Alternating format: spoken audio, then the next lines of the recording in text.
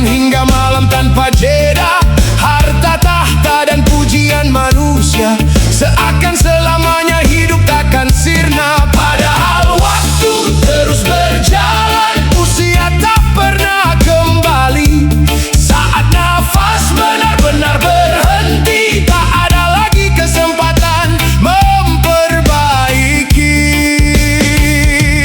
Ketika mata telah terpejam, keluarga pulang meninggalkan makam. Sunyi menyelimuti malam, tinggallah amal menjadi teman. Siapkah menjawab pertanyaan ini? Man Rabbuka, siapa Tuhan yang kau sembah? Masihkah Allah Azza wa Jalla, ataukah hanya di lisan saja? Apa agama yang kau pegang? Sudahkah syariat menjadi jalan, atau hanya sekadar pengakuan? Siapa nabi yang kau teladani? Sudahkah sunnah menjadi cahaya di setiap langkah kehidupan ini? Aina kiblatuka, kemanakah arah sujudmu? Masihkah ke arah kiblat kepada Allah, ataukah hanya dunia yang menjadi tujuanmu? Na'udzubillahi min zalik. Semoga kelak kita semua bisa menjawab itu semua. Amin ya rabbal alamin.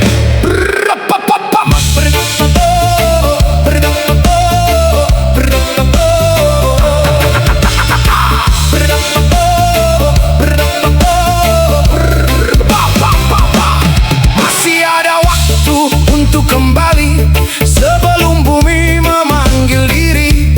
Air mata taubat tak pernah terlambat selama ruh belum sampai di tenggorokan. Jangan bangga oleh dunia, karena semuanya pasti sirna. Yang kekal hanyalah amal dan perbuatan yang kita bawa. Yo, yo, yo,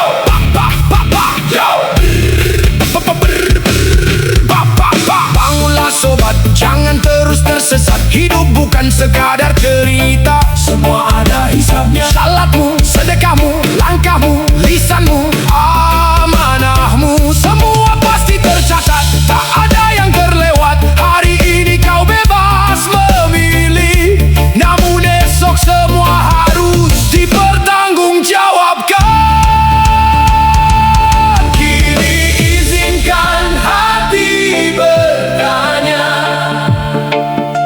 untuk apa usiamu kau habiskan? Siapa yang pernah kau bahagiakan? Berapa banyak air mata yang kau hapus, dan berapa banyak hati yang kau lukai? Saat waktu hidupmu telah selesai, apa bekal yang akan kau bawa? Karena selain amal saleh dan kuatnya iman, semuanya tak ada yang bisa menyelamatkan. Man Rabbuka, semoga lidah ini mampu menjawab. Madinuka, semoga hidup menjadi buktinya. Man Nabiuka, semoga sunnah menjadi jalannya. Dan saat hati bertanya, aina kiblatuka, semoga seluruh sujud ini hanya menghadap kepada Allah Azza wa Jalla.